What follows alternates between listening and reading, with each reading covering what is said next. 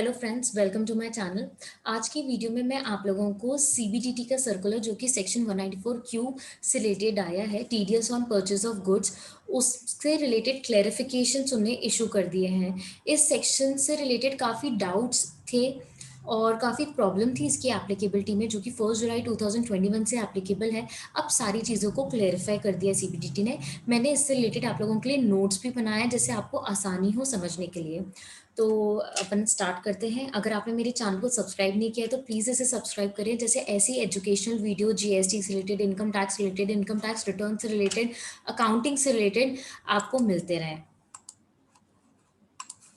तो अपन सबसे पहले जल्दी से रिवाइज कर लेते हैं सेक्शन 194 क्यू क्या है। ये एप्लीकेबल है 1 जुलाई 2021 से। ये section TDS on purchase of goods पे एप्लीकेबल है, मतलब आप जब गुड्स खरीद रहे हैं तो अप्लाई होता है। और कौन सी वैल्यू के गुड्स के लिए है? जब वो 50 लाख को एक्सीड कर जाते हैं, मतलब अगर किसी बायर ने 50 लाख से ज़्यादा के गुड्स खरीदे हैं एक सेलर से, तो तब उनको 194 क्यू की ज़रूरत पड़ेगी कि ये एप्लीकेबल हो रहा है या नहीं। और जो ये आपको 50 लाख्स की वैल्यू देखनी है, ये सिंगल ट्रांजैक्शन भी हो सकते हैं या एग्रीगेट ऑफ ट्रांजैक्शंस हो सकते हैं इन अ फाइनेंशियल ईयर। अब क्या ये सारे बायर्स पे अप्लाई होता है? तो नहीं, उन्हीं बायर्स पे अप्लाई होता है जिनका प्रिसीडिंग फाइनेंशियल ईयर में 10 करोड़ को एक्सीड कर गया है टर्नओवर। और टीडीएस रेट क्या है? 0.1%। आपको जो टीडीएस डिडक्ट करना है वो 50 लैक्स के बाद की जो वैल्यूज है, exceeding the sum of rupees 50 lakhs की वैल्यू पे ही डिडक्ट करना है। फॉर एग्जांपल अगर 60 लैक्स के गुड्स खरीदे हैं तो आपको 10 लाख पे ही टीडीएस डिडक्ट करना है, 50 लाख को माइनस करके। अब अपन फटाफट देख लेते हैं गाइडलाइंस किस किस पे आई है। तो फर्स्ट जो आई गाइडलाइंस आई है वो ये बताई गई है कि हर ट्रांजैक्शन पे 194 क्यू अप्लाई नहीं होगा। दो ट्रांजैक्शन को उनने हटा दिया है। फर्स्ट है सिक्योरिटीज एंड कमोडिटी। अगर डीलिंग हो रही है सिक्योरिटीज एंड कमोडिटी की, किसमें? रिकॉग्नाइज स्टॉक एक्सचेंज में या रिकॉग्नाइज क्लियरिंग कॉर्पोरेशन में। रिकॉग्नाइज क्लियरिंग कॉर्पोरेशन में क्लियर्ड एंड सेटल हो रहे हैं सिक्योरिटीज एंड कमोडिटीज, तो उन ट्रांजैक्शन में सेक्शन 194 क्यू की एप्लीकेबिलिटी नहीं है।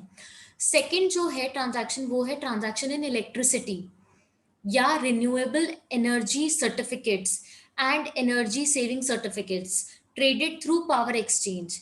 तो इन टू पर्टिकुलर ट्रांजैक्शंस पे 194 क्यू अप्लाई नहीं होगा। देन आती है सबसे इंपॉर्टेंट बात, जो 50 लैक्स है उसको कैसे आप कंप्यूट करेंगे, उस थ्रेशोल्ड को कैसे कंप्यूट करेंगे। काफी कंफ्यूजन था कि अप्रैल से जून के जितने भी ट्रांजैक्शन है क्या उसको कंसिडर करना है, उस पे टीडीएस बाद में डिडक्ट करना है, ये सारे क्वेश्चंस थे। बट अब उसको क्लेरिफाई कर गया है कि आप जब कंप्यूट करेंगे 50 लैक्स को तो आपको 1 अप्रैल से कंप्यूट करना है। बट अगर अप्रैल में जून जून तक कितने ट्रांजैक्शन हो गए कि 50 लैक्स को एक्सीड कर गए, तो क्या उस अमाउंट पे टीडीएस डिडक्ट होगा? तो उसके ऊपर उन्होंने क्लेरिफाई कर दिया कि नहीं, अगर आपके जून तक आपने परचेज करा है या आपने पे कर दिया है, अगर वो 50 लाख से ज्यादा के हो गया है अप टू जून 30, तो उन ट्रांजैक्शन में टीडीएस नहीं अप्लाई होगा। बट उसको कंसिडर आपको करना है while computing the threshold of 50 lakh rupees. एक एग्जांपल देख लेते हैं अपन कि अप्रैल में जून तक मैंने 50 लाख के गुड्स खरीद लिए हैं। तो अब जो 1 जुलाई के बाद मैं फर्दर परचेज करूंगी या पेमेंट करूंगी उसी पर्टिकुलर सेलर को, तो उस पे मुझे 0.1% से टीडीएस डिडक्ट करना पड़ेगा फ्रॉम 1 जुलाई ऑनवर्ड्स। अब एक और अपन देख लेते हैं एग्जांपल। अप्रैल में जून में मैंने 60 लाख के गुड्स खरीद लिए। अब मैं 1 जुलाई के बाद फर्दर और गुड्स खरीदूंगी उसी सेलर से 20 लाख के। तो अब अगर ये सेक्शन में देखूं तो 50 लाख को जैसे 50 लाख एक्सीड हो जाते हैं तो मुझे टीडीएस डिडक्ट करना चाहिए।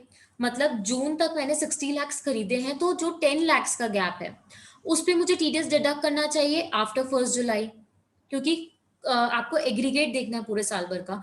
तो ये बताया गया है कि जो जून तक के ट्रांजैक्शन है उसमें टीडीएस अप्लाई नहीं होगा, बट आप उसको कंसिडर करोगे वाइल कंप्यूटिंग थ्रेशोल्ड। मतलब अब मैं 1 जुलाई के बाद जो 20 लाख के गुड्स खरीदने वाली हूँ उस पे मैं टीडीएस डिडक्ट करूंगी, जो 60 लाख का हो गया वो हो गया, उस पे आपको नहीं करना है। 1 जुलाई के बाद से आप जो फ्रेश ट्रांजैक्शन करेंगे उस पे टीडीएस अप्लाई होगा, बट आपको कंसिडर करना है व्हाइल कंप्यूटिंग 50 लाख। इसके बाद जो नेक्स्ट क्लेरिफिकेशन आया वो GST component and purchase return से रिलेटेड आया है। ये बताया गया कि आपको जीएसटी कंपोनेंट के ऊपर टीडीएस नहीं काटना है। आपको जो टीडीएस कंपोनेंट है उसको एक्सक्लूड करके जो वैल्यू है, वैल्यू ऑफ गुड्स, उसी पे ही टीडीएस डिडक्ट करना है। फिर नेक्स्ट डाउट अराइज होता है कि हम जब पेमेंट करें, क्योंकि जब टीडीएस डिडक्ट कैसे होता है, क्रेडिट और payment which ever is earlier. मैंने परचेज तो नहीं किया बट अभी पेमेंट कर दिया। अब पेमेंट करते टाइम आइडेंटिफाइबल नहीं है कि जीएसटी कंपोनेंट कितना है और वैल्यू ऑफ गुड्स के लिए मैंने कितना दिया है। तो इन दैट केस आप पूरे पेमेंट पे टीडीएस डिडक्ट करेंगे। अगर जीएसटी आइडेंटिफाइबल नहीं होता है तो आप पूरे पे टीडीएस डिडक्ट करेंगे। अब परचेज रिटर्न में उन्होंने ये क्लैरिफाई करा है, परचेज रिटर्न में दो बातें होती है कि जब परचेज रिटर्न हो रहा है तो या तो मनी रिफंड करते हैं या फिर गुड्स रिप्लेस कर देते हैं। तो मनी अगर रिफंड करा गया है परचेज के केस में, परचेज रिटर्न के केस में, तो परचेज पे टीडीएस डिडक्ट हो गया है। अब उस टीडीएस का क्या करें? तो उस टीडीएस का आप नेक्स्ट जो परचेज होगी उस सेम सेलर से उसमें आप एडजस्ट कर सकते हो। और अगर रिप्लेसमेंट ऑफ गुड्स हो रहा है तो आपको कोई एडजस्टमेंट करने की जरूरत नहीं है, क्योंकि that will be termed as purchase. Next है कि अगर बायर नॉन रेसिडेंट है तो क्या 194 क्यू की एप्लीकेबिलिटी रहेगी? तो उसके लिए बताया है कि अगर बायर नॉन रेसिडेंट है और उसका fix permanent establishment in India नहीं है तो उस पे 194 क्यू अप्लाई नहीं होगा। नेक्स्ट है अगर सेलर सेलर की ही इनकम एग्जेम्प्ट है, होल इनकम एग्जाम्प्ट है सेलर की, तो क्या 194 क्यू में टीडीएस डिडक्ट करना होगा? क्योंकि सेलर तो रिटर्न जब एग्जाम्प्ट है तो रिटर्न उसको कोई टैक्स जमा करना नहीं रहेगा, सिर्फ रिफंड के केस में फिर उसको रिटर्न फाइल करना पड़ेगा। तो क्या तब टीडीएस डिडक्ट करना है? तो बताया गया अगर होल इनकम एग्जाम्प्ट है सेलर की तो 194 क्यू की एप्लीकेबिलिटी नहीं है। बट अगर part of the income exempt है तो आपको 194 क्यू पे टीडीएस काटना है। अब एग्जाम्पल के तौर पे देख लेते, कोई सेलर है जिसकी इनकम सेक्शन 10 में एग्जाम्प्ट है, तो उसकी होल इनकम एग्जाम्प्ट है, या फिर किसी एक्ट के तहत एग्जाम्प्ट है, आरबीआई एक्ट के तहत एग्जाम्प्ट है, तो उन दैट केस आपको 194 क्यू अप्लाई नहीं करना है। नेक्स्ट है एडवांसेस से रिलेटेड। एडवांस पेमेंट में टीडीएस कटेगा, 194 क्यू अप्लाई होगा? जी हाँ होगा, क्योंकि टीडीएस क्रेडिट और पेमेंट विचएवर इज अर्लियर पे कटता है। क्रेडिट का क्या मतलब है कि मैंने अभी परचेज कर लिया है क्रेडिट पे, पेमेंट मैं बाद में करूंगी, तो मैंने उस सेलर का जो है वो क्रेडिट कर दिया है अकाउंट, तो that will be termed as credit. और पेड का मतलब क्या है कि अभी परचेज नहीं हुआ, गुड्स मुझे रिसीव नहीं हुआ बट मैंने एडवांस में पे कर दिया है, तो वो इवेंट पहले हो गया, तो मुझे टीडीएस तब भी काटना है। तो क्रेडिट और पेमेंट विचएवर इज अर्लियर, तो एडवांस पेमेंट में भी टीडीएस अप्लाई होता है। नेक्स्ट क्वेश्चन है कि बायर का फर्स्ट ईयर ऑफ इनकॉर्पोरेशन है, तो क्या 194 क्यू अप्लाई होगा? तो उस केस में नहीं होगा, क्योंकि 194 क्यू में बताया गया है बायर की डेफिनेशन में कि उन्हीं बायर्स पे 194 क्यू अप्लाई होता है जिनकी प्रीसीडिंग फाइनेंशियल ईयर में 10 करोड़ को एक्सीड करा है टर्नओवर।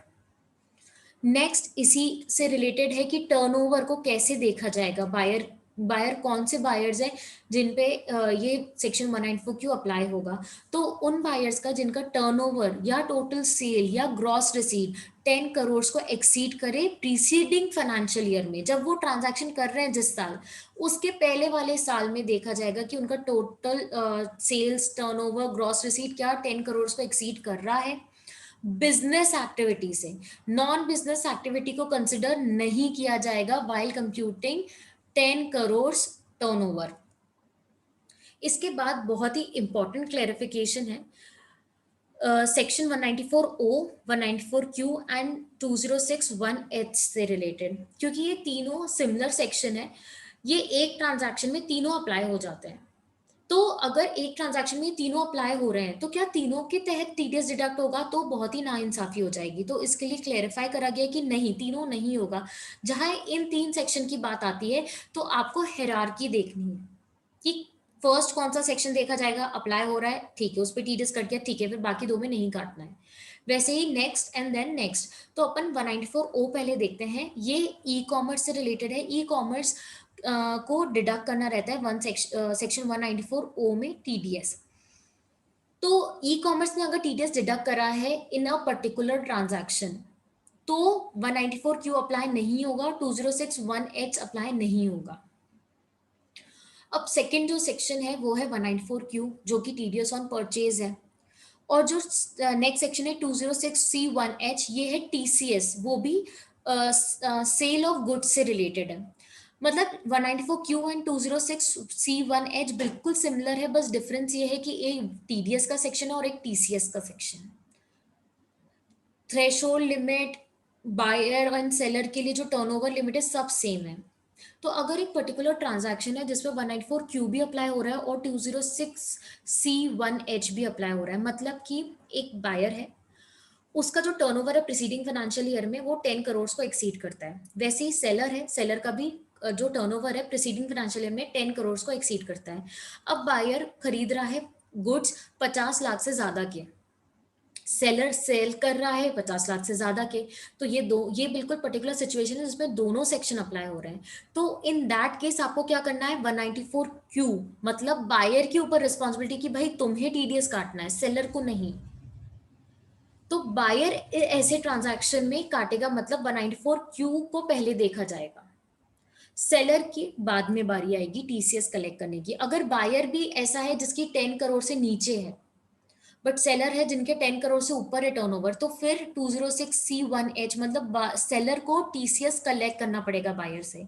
तो हेरारकी कैसे होगी, अगर 194O अप्लाई हो रहा है तो वो ही अप्लाई होगा, बाकी के दो सेक्शन नहीं होंगे।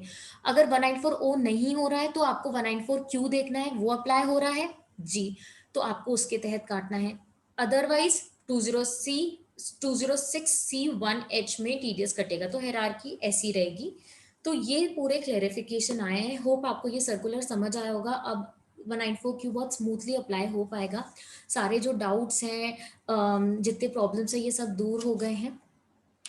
तो प्लीज़ मेरे इस वीडियो को लाइक करें, मेरे चैनल को सब्सक्राइब करें, जैसे आपको ऐसी एजुकेशनल वीडियो विद नोट्स मिलते जाएं। Thank you.